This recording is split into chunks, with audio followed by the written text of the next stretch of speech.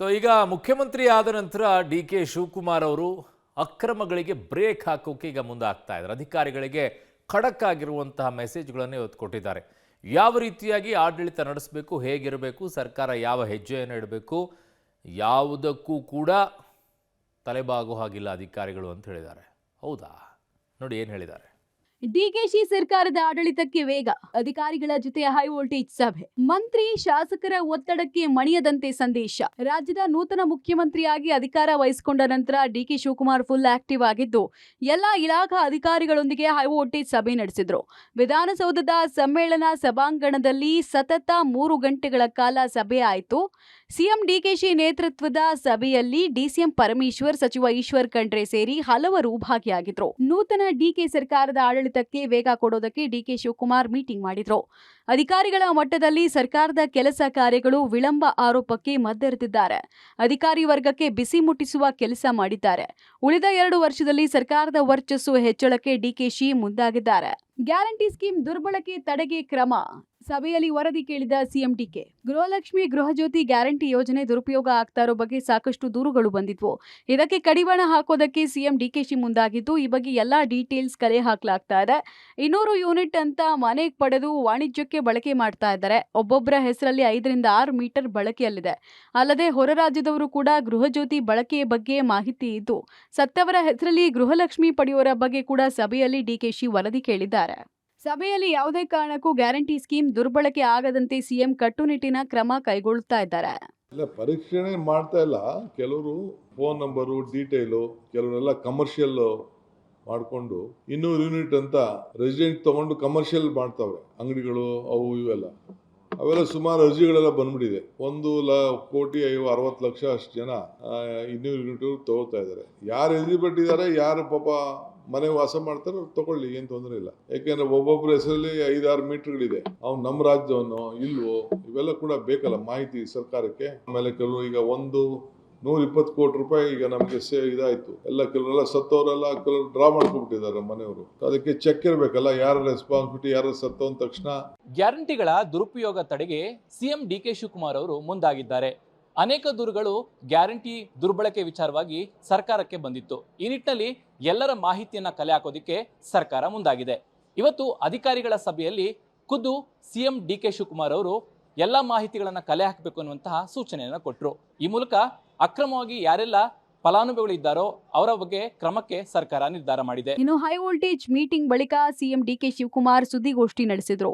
ಉತ್ತರಾಭಿಮುಖವಾಗಿ ಕೂತು ಸಿಎಂ ಸುದ್ದಿಗೋಷ್ಠಿ ನಡೆಸಿದ್ದು ವಿಶೇಷವಾಗಿತ್ತು. ಇವತ್ತಿಂದ ನಮ್ಮ ಕೆಲಸ ಪ್ರಾರಂಭ ಮಾಡಿದೀವಿ. ಅಧಿಕಾರಿಗಳನ್ನ ಕರೆದು ಹೊಸ ಸರ್ಕಾರ ಯಾವ ದಿಕ್ಕಲ್ಲಿ ಕೆಲಸ ಮಾಡಲಿದೆ ಅಂತ ಸೂಚನೆ ಕೊಟ್ಟಿದ್ದೀವಿ ಅಂತ ಹೇಳಿದ್ರು. ಅಧಿಕಾರಿಗಳಿಗೆ ಸಿಎಂ ಡಿಕೆ ಸಂದೇಶ. ನಮ್ಮ ಸರ್ಕಾರ ಜಾತಿ ಧರ್ಮದ ಒತ್ತಡಕ್ಕೆ ಬಗ್ಗಲ್ಲ. ಪಾರದರ್ಶಕತೆ ನಮ್ಮ ಸರ್ಕಾರದ ಘೋಷವಾಕ್ಯ ಆಗಿರಬೇಕು ಅಂತ ಹೇಳಿದ್ರು. ಧನಾತ್ಮಕ ಅಂಶ ಇಟ್ಕೊಂಡು ಕೆಲಸ ಮಾಡಬೇಕು ಅಂತ ತಿಳಿಸಿದ್ರು. 5 ದಿನಗಳಲ್ಲಿ ಇಲಾಖಾವಾರು ಕಾರ್ಯಯೋಜನೆ ಕೊಡಬೇಕಾಗತ್ತೆ. ಜನರೊಂದಿಗೆ ಪಾಸಿಟಿವ್ ಅಪ್ರೋಚ್ ಇರಬೇಕಾಗತ್ತೆ ಅಂತ ಹೇಳಿದ್ರು.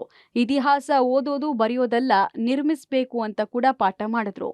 ಆತ್ಮಸಾಕ್ಷಿಗೆ ಎಲ್ಲರೂ ಕೆಲಸವನ್ನು ನಿರ್ವಹಿಸಬೇಕು. ಸಿಎಂ ಕಚೇರಿ, ಮಂತ್ರಿ, ಶಾಸಕರ ಒತ್ತಡಕ್ಕೆ ಯಾವುದೇ ಕಾರಣಕ್ಕೂ ಮಣಿಬಾರದು ಅಂತ ಹೇಳಿದ್ರು. ಭ್ರಷ್ಟಾಚಾರ ಮುಕ್ತ ಆಡಳಿತವನ್ನ ಕೊಡಬೇಕು ಅಂತ ಕೂಡ ಹೇಳಿದ್ರು. ಪ್ರತಿಯೊಂದು ಸಮಸ್ಯೆಗೂ ಪರಿಹಾರ ಇದ್ದೇ ಇರುತ್ತೆ ಅಂತ ತಿಳಿಸಿದ್ರು. ಸಭೆಯಲ್ಲಿ ಭಾಗಿಯಾಗಿದ್ದ ಸರ್ಕಾರಿ ಅಧಿಕಾರಿಗಳಿಗೆ ಈ ಸಂದೇಶವನ್ನು ರವಾನಿಸಿದ್ದಾರೆ. ನಮ್ಮ ಮಂತ್ರಿ, ಶಾಸಕರು ನಮ್ಮ ಕಚೇರಿಯಿಂದ ಒತ್ತಡಕ್ಕೆ ಯಾವುದೇ ಕಾರಣಕ್ಕೂ ಕೂಡ ಒಳಗಾಗಬಾರ್ದು. ಕಾನೂನು ಅಡಿ ಕೆಲಸ ಮಾಡಬೇಕು.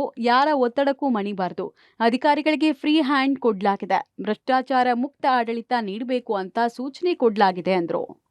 ಯಾವ ಪ್ರೆಷರ್ಗೂ ನೀವು ಹೀಳಾಗಬಾರ್ದು. ಕಾನೂನು ಚೌಕಟ್ಟಿನಲ್ಲಿ ಇದ್ರೆ ಮಾತ್ರ ಮಾಡಬೇಕು. ಅದಕ್ಕೆ ಎಲ್ಲದಕ್ಕೂ ಕೂಡ ಸೊಲ್ಯೂಷನ್ ಇರ್ತದೆ. ಆ ನಿಟ್ಟಿನಲ್ಲಿ ಜನರ ಸೇವೆಯನ್ನು ಮಾಡಬೇಕು ಅಂಥೇಳಿ ಯಾವ ಇದಕ್ಕೂ ನಮ್ಮ ಮಂತ್ರಿಗಳು ಕೆಲವೆಲ್ಲ ಹೊಸಬರು ಇರ್ಬೋದು, ಹಳಬರು ಇರ್ಬೋದು, ಯಾವುದೋ ಒತ್ತಡದ ಮೇಲೆ ಸೈನ್ ಹಾಕ್ಸೋಕ್ಕೆ ಪ್ರಯತ್ನ ಮಾಡ್ಬೋದು. ನೀವು ಯಾವ ಕಾರಣಕ್ಕೂ ಹೀಳಾಗಬಾರ್ದು, ಔಟ್ ಆಫ್ ದಿ ಸಿಸ್ಟಮ್ ಅಂತ ಹೇಳಿ ಅವ್ರಿಗೆ ಹೇಳಿದ್ದೇನೆ. Free, fair, corruption free government ಕೊಡಬೇಕು. ಅದಕ್ಕೆ ನಿಮ್ಮೆಲ್ಲರ ಸಹಕಾರ ಬೇಕು ಅಂತ ಹೇಳಿ ಅವರಿಗೆ ಮಾರ್ಗಸೂಚಿಯನ್ನು ಕೂಡ ಕೊಟ್ಟಿದ್ದೇವೆ. ಅಧಿಕಾರ ವಹಿಸಿಕೊಂಡಂತಹ ಮರುದಿನವೇ ಸಿಎಂ ಡಿಕೆ ಶಿವಕುಮಾರ್ ಅವರು ಆಡಳಿತಕ್ಕೆ ಚುರುಕು ಕೊಡುವಂತಹ ಕೆಲಸವನ್ನ ಮಾಡಿದ್ದಾರೆ. ಇವತ್ತು ಪೊಲೀಸ್ ಇಲಾಖೆ ಸೇರಿ ಎಲ್ಲಾ ಇಲಾಖೆಗಳ ಹಿರಿಯ ಅಧಿಕಾರಿಗಳ ಸಭೆಯನ್ನ ಮಾಡಿದ್ರು. ಸಭೆಯಲ್ಲಿ ಅಧಿಕಾರಿಗಳಿಗೆ ಸಂದೇಶ ಕೊಡುವಂತಹ ಕೆಲಸವನ್ನ ಮಾಡಿದ್ರು. ನಿಮಗೆ ಫ್ರೀ ಹ್ಯಾಂಡ್ ಅನ್ನ ಕೊಡ್ತೀರಿ, ಯಾರ ಒತ್ತಡಕ್ಕೂ ಮಣಿದೆ ನೀವು ಕೆಲಸ ಮಾಡಬೇಕು. ಸಿಎಂ ಕಚೇರಿ, ಶಾಸಕರು, ಮಂತ್ರಿಗಳು ಯಾರೇ ಒತ್ತಡ ಮಾಡಿದ್ರು ಕೂಡ ಅವರ ಒತ್ತಡಕ್ಕೆ ಮಣಿಬಾರದು. ಕಾನೂನುಬದ್ಧವಾಗಿ ಕೆಲಸ ಮಾಡಿ ಎನ್ನುವಂತಹ ಸಂದೇಶವನ್ನ ನೀಡಿದ್ರು. ಜನಪರ ಆಡಳಿತಕ್ಕೆ ಡಿಕೆ ಒತ್ತು, ಜನರ ಸಮಸ್ಯೆ ಆಲಿಸಲು ಪ್ರತ್ಯೇಕ ಮಂತ್ರಿ. ಡಿಕೆ ಸಿಎಂ ಆಗ್ತಾ ಇದ್ದ ಹಾಗೆ ಜನಪರ ಆಡಳಿತ, ಜನಸ್ಪಂದನೆ ಹೊಸ ರೂಪ ಕೊಡೋಕೆ ಮುಂದಾಗಿದ್ದಾರೆ. ರಾಜ್ಯದ ಜನರ ಕುಂದುಕೊರತೆ ಕೇಳೋದಕ್ಕೆ ಪ್ರತ್ಯೇಕ ಸಚಿವಾಲಯ ನಿರ್ಮಾಣ ಮಾಡ್ತೀವಿ. ಜನರ ಸಮಸ್ಯೆ ಆಲಿಸೋಕೆ ಪ್ರತ್ಯೇಕ ಮಂತ್ರಿ ಮಾಡ್ತೀವಿ. ಜನರ ಸಮಸ್ಯೆ ತಿಳಿದುಕೊಂಡು ಪರಿಹಾರ ಮಾಡುವ ಕೆಲಸ ಮಾಡ್ತೀವಿ ಅಂದಿದ್ದಾರೆ. ಈ ಮೂಲಕ ಜನರಿಗೆ ಮತ್ತಷ್ಟು ಡಿಕೆಶಿ ಹತ್ತಿರವಾಗಲಿದ್ದಾರೆ ಅಂತ ಹೇಳಲಾಗ್ತಿದೆ.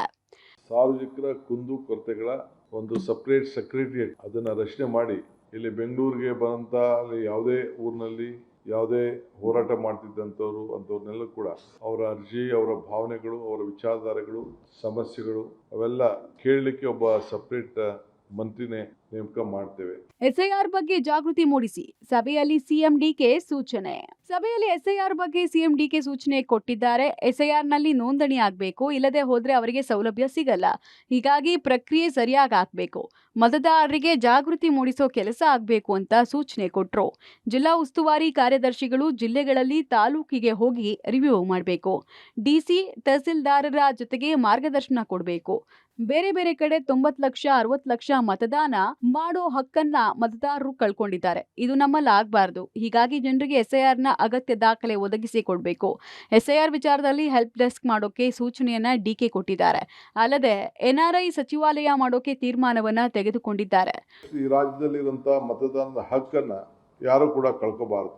SIR ಅಲ್ಲಿ ಎನ್ರೋಲ್ ಮಾಡ್ಕೊಳ್ಳಿಲ್ಲ ಅಂದ್ರೆ ಅವನಿಗೆ ಎಲ್ಲ ತರದ ಬೆನಿಫಿಟ್ ಕೂಡ ಕಳ್ಕೊಳ್ತಾರೆ. ಪಾಪ ಅವ್ರು ನಮ್ದು ವೋಟ್ ಇದೆ, ಎಲ್ಲೋ ಹೋಯ್ತದೆ, ಮತದಾರ ಇಟ್ಕೊಂಡಿದ್ದಾನೆ, ಆ ಫಾರಮ್ ಅನ್ನ ಕಂಪಲ್ಸರಿ ಎಂಟ್ರಿ ಮಾಡಿ ಸಿಗ್ನೇಚರ್ ಮಾಡಿ ಅವ್ರದ್ದೇನು ಗುರುತನ್ನ ಇಟ್ಟು ಅವರು ವಾಪಸ್ಸು ಕೊಡಬೇಕು.